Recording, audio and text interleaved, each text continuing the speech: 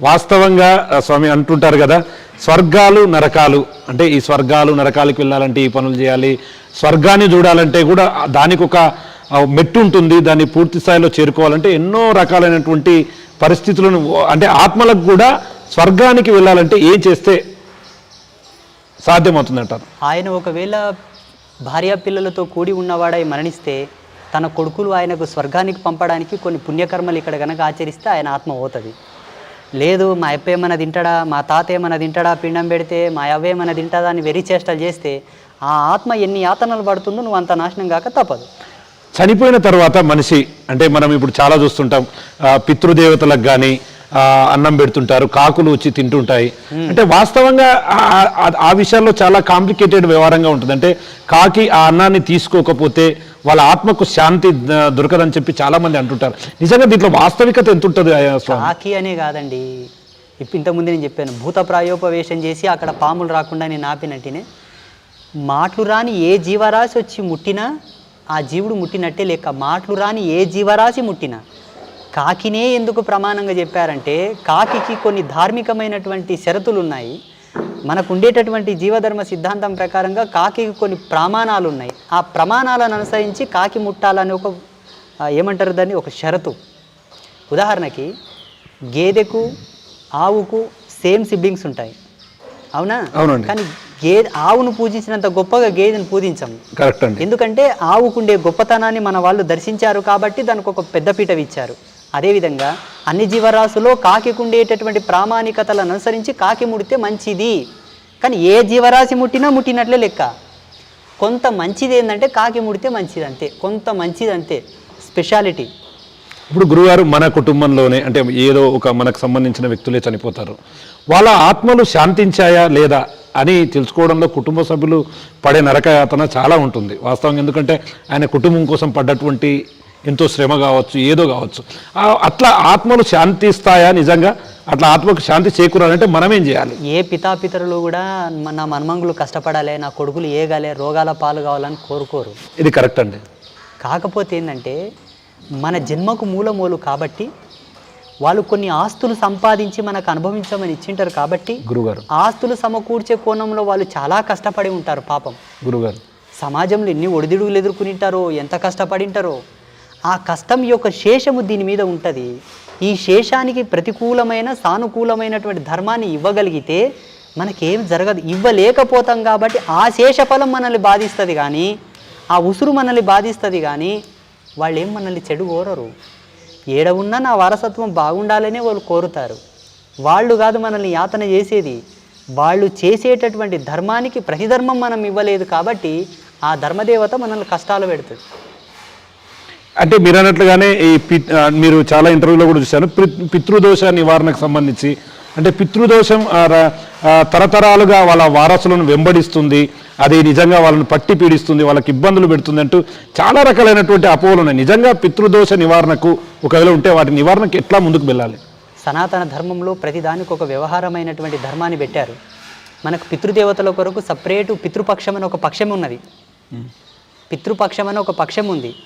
ఆ పితృపక్షంలో తప్పకుండా పితృదేవతలను ఆరాధించడం, పితృదేవతలకు తదితర శాంతులు జరపడం, దానాలు ఇవ్వడం, పితృదేవతలకు పుణ్యతర్పణాలు వదలడం వలన జీవుడికి సంవత్సరం పాటు ఏ కష్టం ఉండదు. ఒకవేళ మరణించిన వ్యక్తి ఒకవేళ అనారోగ్య బారిన పడి యాతన పడుతూ పడుతూ పడుతూ పడుతూ మరణించాడనుకోండి, తప్పకుండా 7 సంవత్సరాలు క్రమం తప్పకుండా పితృతర్పణాలు వదలాలి. 7 సంవత్సరాలు. లేదు సర్వసామాన్యంగా ఏదో ఆరోగ్యవంతంగా పోతూ గుద్దుకొని చచ్చిండు అనుకోండి, 3 సంవత్సరాలు వదలాలి. అదే లేకుండా ఆరోగ్యకరమైన మరణం పడుకున్నట్లనే గుటక అన్నాడు అనుకోండి, 1 సంవత్సరం పితృతర్పణాలు వదిలితే చాలు. అక్కడ మరణించినటువంటి అవస్థ యొక్క ధర్మాన్ని బట్టే సంవత్సరాలు పెరుగుతాయి, తర్పణాల యొక్క సంఖ్య పెరుగుతుంది, చేసే క్రియేటివిటీ యొక్క సంఖ్య కూడా పెరుగుతుంది. అది పండితులను సంప్రదించి, మాబోటి వాళ్ళని సంప్రదించి దాని పద్ధతిగా ఆచరించాలి. గురుగారు, ఇప్పుడు చాలామందిని చూస్తుంటాం, చాలా కుటుంబాల్లో దైవ చింతనతో మెలిగే కుటుంబాలు చాలా ఎక్కువగానే ఉంటాయి. ఆ కుటుంబంలో ఒక గృహిణి ఉదయం లేస్తే ఖచ్చితంగా పూజలు నిర్వహిస్తుంది, తమ కుటుంబం కోసం ఆ దేవుడి ముందు అంటే మొక్కుతూ నిస్వార్థంగా ఎట్లాంటి స్వార్థం లేకుండా పూజలు చేస్తుంది.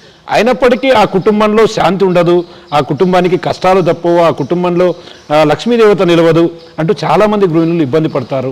నిజంగా అట్లాంటి వాటికి ఏమైనా పరిష్కారం ఉందంటారా? ఉన్నాయి. ఇప్పుడు వాస్తవం చెప్పాలంటే ఏ కారణం లేకుండా ఈ భూప్రపంచంలో ఎండిపోయిన గడ్డి కూడా రాలదు. అకారణంగా ఏ కారణం లేకుండా ఎండిపోయిన గడ్డి కూడా రాలి పడదు. అటువంటిది ఒక శ్రేష్ఠ సంసార ధర్మం లోపల ఒక యజమాని కష్టపడతాడు అనుకోవడం ఎట్లా చెప్పండి? అయితే ఆయన కష్టపడుతున్నాడు, ఇబ్బంది పడుతున్నాడు అంటే అందుకు బలమైన కారణం కూడా ఉండవాలి. గురుగారు, ఆ కారణం ఏంటో తెలుసుకొని దానికి తగిన పరిష్కారం చేసుకుంటే. ఇంకొకటి మనము గమనించవలసిన అంశం ఏంటంటే ప్రేక్షక లోకం అందరూ కూడా ఏనాటికైనా ఈ ప్రపంచంలో రోగం లేని పుండు పుట్టదు, పరిష్కారం లేని సమస్య రాదు.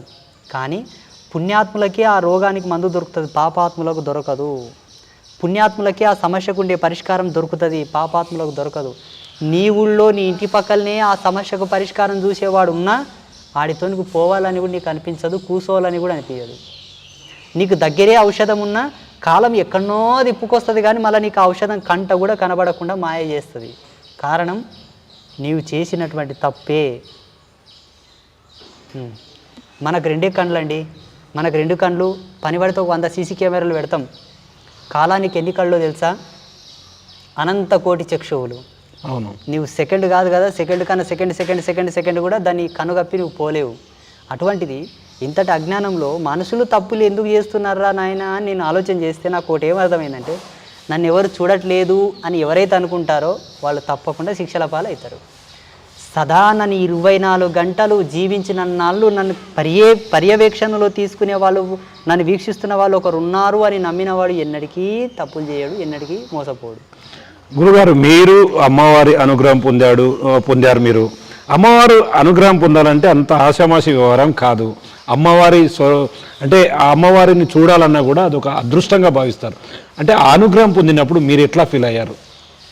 చాలా, అది చెప్పలేనంత ఆనందము, సంతోషం వర్ణనాతీతం. అది చెప్తే కూడా ఒక లిమిట్ అవుతుంది, మళ్ళీ చెప్తే కూడా ఒక లిమిట్ అవుతుంది, అన్లిమిటెడ్ అది.